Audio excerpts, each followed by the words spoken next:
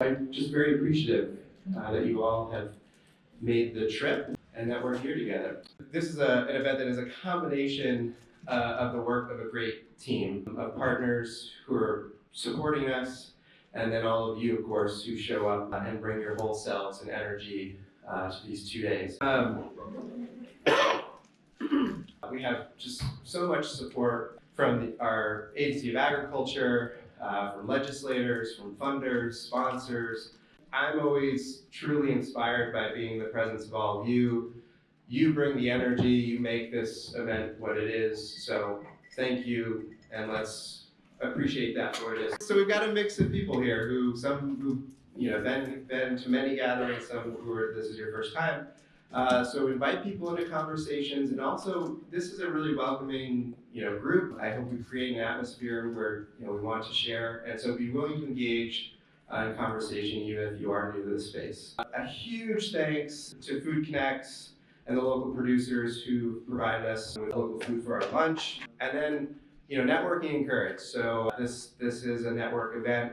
Hopefully we've created enough time and space for that, and we're looking forward to both strengthening connections with those forming new ones. Just to give a sense of our travels for the day, morning, we are going to be hearing some stories of transformation in action. So we've got 3 groups that are going to be telling some really great stories about real action on the ground here in Vermont's food system. And then we're going to do an activity together that is creating hope for transformational action.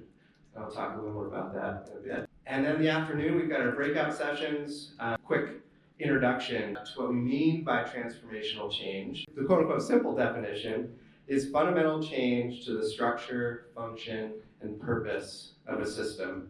So one of the things an example that comes to mind for me is, think about efforts to move away from our current waste management system, where products are made, used, and then discarded, to a circular system where materials are not waste to be thrown away, but nutrients to recirculate for use. That would represent not an incremental change, but a transformational one. So transformational change is different in nature than any small kind of incremental change that might happen. And this year we wanted to go further with the transformational theme, move out of theory and put it into the context of action. So when we were developing the theme with the Farm to Plate Steering Committee and our network leadership team, the sentiment was, how can we continue pushing ourselves to embrace transformational change, right? This nature of fundamental change of purpose in our systems. And really embracing transformational change in our food system, given that our underlying economic, environmental, and social systems are at inflection points. Yes, to our selection of transformational action as our theme. So for transformational change to occur at a system level, we need to act in ways that bring injustice out into the light, that builds inclusive movements that bridge differences rather than amplifies them, and creates an inspiring, proactive, and practical vision for change. And as we were wrestling with how to balance our ambitions for leaning in to the theme of transformational change, and how that alone can feel abstract, maybe even esoteric, with a recognition that people may be exhausted as well, Natasha in our leadership conversation said, you should really check out Hellman's work on hope. And she emphasized how hope is defined in his work differently from what we probably think hope means in our common use of the word. So maybe you're saying to yourself, Jake, are you sure hope is what we need? Hoping for something can't get us there from here. But hope is not passive. It is not wishful thinking. And hope is not about denying the realities of the present.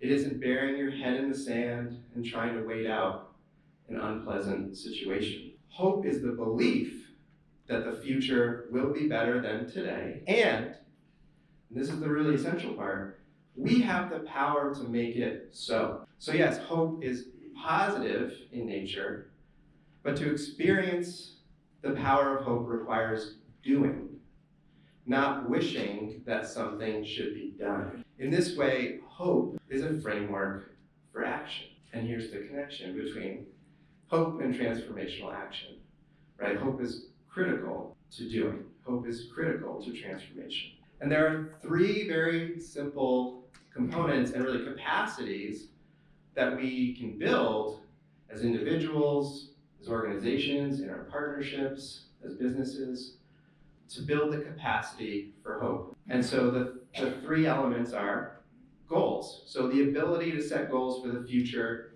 that we desire. This is an important part of the positive nature of hope in all aspects of life, but particularly times of adversity. We may set avoidant-based goals, things we don't want to happen, which are fueled by fear. Whereas hope is focused on setting achievement-based goals that build on what's working. This puts us into a more creative and resourceful mindset. Additionally, you need pathways, or sometimes what's referred to in this research, way power. So this is the ability to identify the pathways we'll pursue to reach those goals. And there's also we need that ability to adapt and create alternate pathways when we encounter obstacles. And nothing is free from obstacles. People who have cultivated this ability have strong way power. And then the last element is willpower. So this is the determination and commitment to focus and work on those pathways. So fundamentally, willpower is the belief we can take actions towards our goals. So if you're mathematically inclined, the equation here is that hope equals mental willpower plus way power for goals. And the great thing about this is that hope can be taught. So the research demonstrates this pretty clearly. It's a capacity we can all work to have. And it's not a disposition that you're born with. It's not something that's determined by race or class.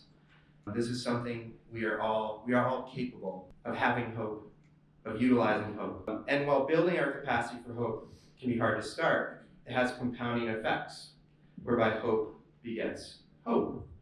So experiencing or observing accomplishment of goals gives us belief in our own power to bring about a better future. And this also means we can build and listen for hope in others. So someone you know, or maybe where you work, it may have good goals and strong way power, but it lacks the belief, it lacks the willpower. So that's where a little encouragement to create confidence in a person's belief could go a really long way. And also, what's holding a person, a community, an organization, a business, etc., back could be that they don't believe they have the pathways to achieve their goals. And that might tell us something about the underlying structure, function, and purpose of our systems if there are not pathways for people to achieve their goals, despite them having the willpower and the goals set. And so how can we be allies and agents for opening up pathways, for giving people belief in their way power? So I'm going to end this opening with a question, but a couple questions. So do we have hope for transformational action? Circumstances may change around us, introduce new challenges, disappointments, setbacks, but none of those things necessarily needs to take away our capacity for hope. And so, given the state we find ourselves in today, I want to ask you, do we believe in our ability to set positive goals for the future? Yeah. Do people here today believe in our ability to identify the pathways to pursue those goals? Yeah. Do people here today have the determination and commitment to take actions towards those pathways and goals? Yeah. All right. Given that response, I think this is a room full of hope. Do you all believe that? Is this a hopeful group? Yeah. All right, I believe. So we are well positioned to act in transformational ways. We have that capacity. We have that power.